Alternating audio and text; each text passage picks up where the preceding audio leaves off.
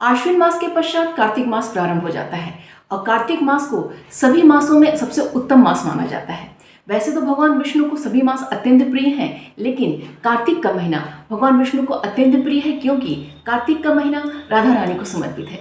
कार्तिक मास का निर्माण ही राधा रानी के लिए हुआ है, इसीलिए श्रीहरि को यह महीना अत्यंत प्रिय है। इस महीने में भगवान श्री कृष्ण राधा रानी की पूजा, भगवान विष्णु माता लक्ष्मी की पूजा या फिर भगवान श्री राम और माता सीता की पूजा का विधान है।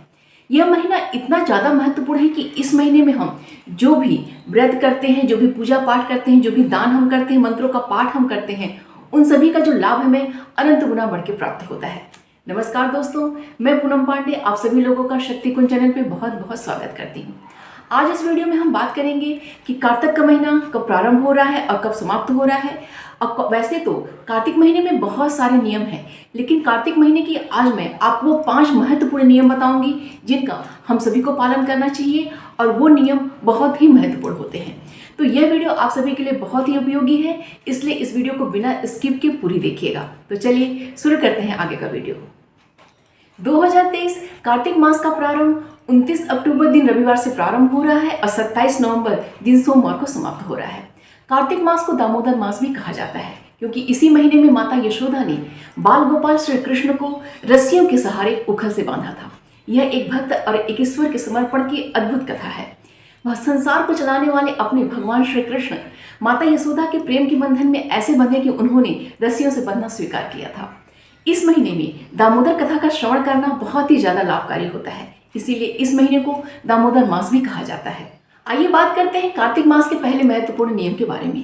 कार्तिक मास का पहला महत्वपूर्ण नियम है कि इस महीने में सूर्योदय से पूर्व उठ के अर्थात ब्रह्म मुहूर्त में स्नान करने का नियम है। कार्तिक मास का जो स्नान वो तारों की छांव में किया जाता है। ब्रज की सभी गोपियां ब्रह्म मुहूर्त में उठ के यमुना में स्नान करने जाती थी और स्नान करने के पश्चात कात्यायनी देवी की पूजन अर्चन करती थी और उनसे प्रार्थना करती थी भगवान श्री कृष्ण के प्रेम के लिए, उनके सानिध्य के लिए। और हम सभी जानते हैं कि भगवान श्री कृष्ण ने सभी गोपियों की मनोकामनाओं की पूर्ति के लिए बहुत सारी लीलाएं की थी।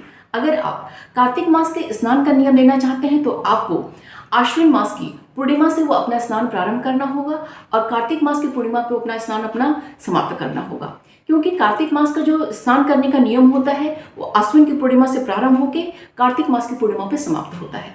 तो 2023 के आश्विन मास की जो पूर्णिमा है वो 28 अक्टूबर दिन शनिवार से प्रारंभ हो जा रहा है और जो कार्तिक मास की पूर्णिमा है वो 27 नवंबर दिन सोमवार को समाप्त हो जा रहा है। तो आपको अपना जो व्रत का जो नहाने का जो व्रत लेना है, जो नहाने का जो संकल्प लेना है, वो आपको आश्विन पूर्णिमा से लेके कार्तिक मास की पूर्णिमा तक कंटिन्यू रखना है। कार्तिक मास में सूर्योदय से पूर्व स्नान का बहुत ही ज़्यादा महत्व है क्योंकि इससे हमें उत्तम स्वास्थ्य की प्राप्ति होती है, एक आध्यात्मिक ऊर्जा, एक आध्यात्मिक शक्ति की प्राप्ति होती है। भगवान श्री कृष्ण राधा रानी की कृपा दृष्टि हमें प्राप्त होती है, जिससे हमारा जीवन है वो सुखी, शांतिपूर्ण और खुशहाल व्यतीत होता है। वैसे तो इस महीने में गंगा में जाके स्नान करने का नियम है, लेकिन ये हम सभी से संभव नहीं हो सकता है, तो हम सभी लोग अपने घर में ही ब्रह्म मुहूर्त में उठ के जो हमारे बाथरूम में हमारे बाल्टी या टब रखा हुआ है उसमें हम पहले गंगा जल डालेंगे, उसके पश्चात उसमें हम जल भरेंगे। तो वो जो जल हमारा है वो गंगा जल के समान हो जाएगा और उससे जो हम स्नान करेंगे वो गंगा स्नान के समान ही माना जाएगा। और ये कार्तिक का स्नान कोई भी अविवाहित लड़की कर सकती है, अविवाहित लड़का कर सकता है, सुहागन औरत कर सकती है, पुरुष कर सकते हैं, विधवा औरत कर सकती है, विधुर पुरुष कर सकते हैं, क्योंकि कार्तिक स्नान का नियम ऐसा नहीं है कि इसको करना है और इसको नहीं करना है। कार्तिक स्नान हर कोई कर सकता है। कार्तिक मास का जो दूसरा महत्वपूर्ण नियम है कि इसमें स्नान के पश्चात माता तुलसी को जल अर्पित किया जाता है और उनकी परिक्रमा की जाती है। माता तुलसी साक्षात राधा रानी के स्वरूप मानी जाती है। माता तुलसी को सौभाग्यवर्धिनी कहा जाता है। माता तुलसी जिस घर में हरी भरी रहती हैं उस घर में भगवान श्री कृष्ण राधा रानी की कृपा दृष्टि हमेशा बरसती रहती है। इसीलिए कार्तिक मास में स्नान के पश्चात माता तुलसी को जल अर्पित किया जाता है और उनकी परिक्रमा की जाती है। माता तुलसी को जो हम जल अर्पित कर लें तो उसके पश्चात उन्हें हमें कुमकुम और हल्दी अवश्य अर्पित करना चाहिए कि ये दोनों चीज़ें सौभाग्य में वृद्धि करने वाली मानी जाती हैं। बहुत लोगों के मन में प्रश्न होता है कि माता तुलसी की हमें कितनी परिक्रमा करनी चाहिए। माता तुलसी को परिक्रमा करने का 4 परिक्रमा करने का उनका नियम है, लेकिन ये परिक्रमा जो है आप अपनी सामर्थ्य के अनुसार बढ़ा भी सकते हैं।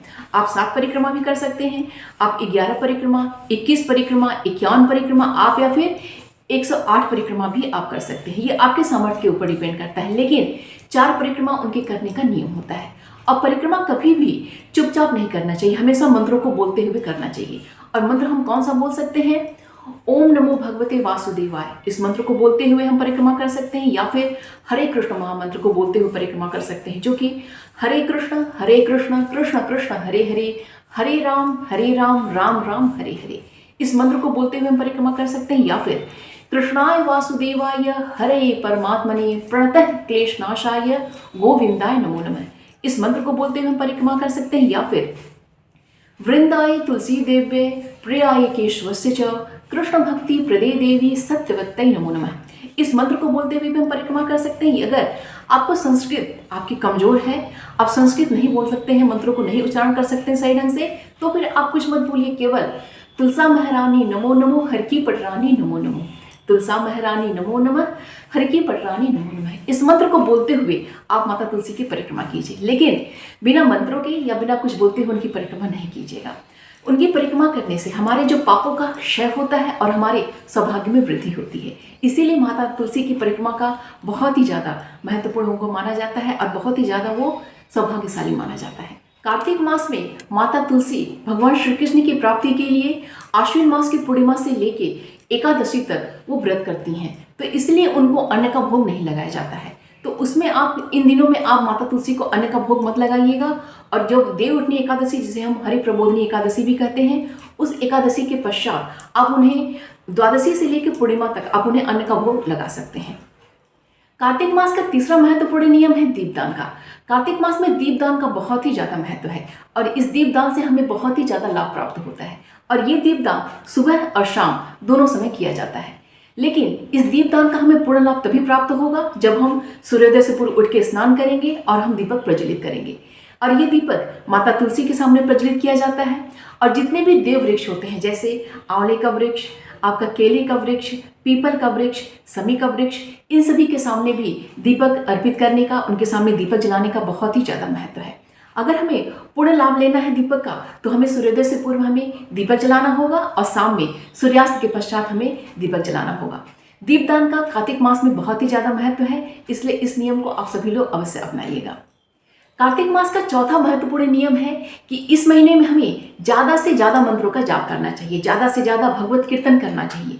माता तुलसी के पास अगर हम बैठ के स्तोत्रों का उनके पाठ करते हैं, तुलसी चालीसा का हम पाठ करते हैं, अगर हम विष्णु सहस्त्र नाम का पाठ करते हैं, भगवत गीता का पाठ करते हैं हम, तो माता तुलसी बहुत ही ज़्यादा प्रसन्न होती हैं, उसका हमें बहुत ही ज़्यादा लाभ मिलता है।